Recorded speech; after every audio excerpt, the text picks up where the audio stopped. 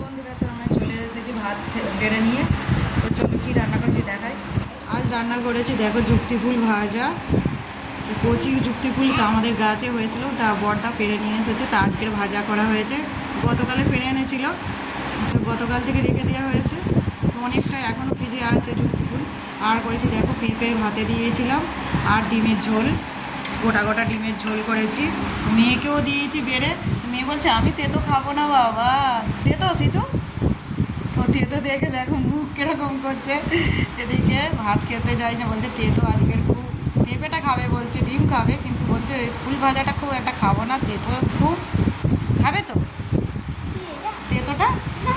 হ্যাঁ, কেন একটুখানি খাও, খাও ভালো, এই গরম পড়ছে একটুখানি খাইতে হয়। আচ্ছা একটুখানি খাও। মেয়ে বলছে আর একটু কমিয়ে দিই বাবা, এ তেতো খুব।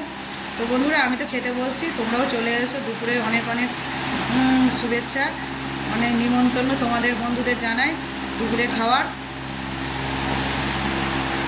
এই প্রথম আমাদের যুক্তি ফুল ভাজা হলো। খাবে তো চলে এসো বন্ধুরা, ততক্ষণে আমরা খেয়ে নিই, পরে আবার কথা হবে।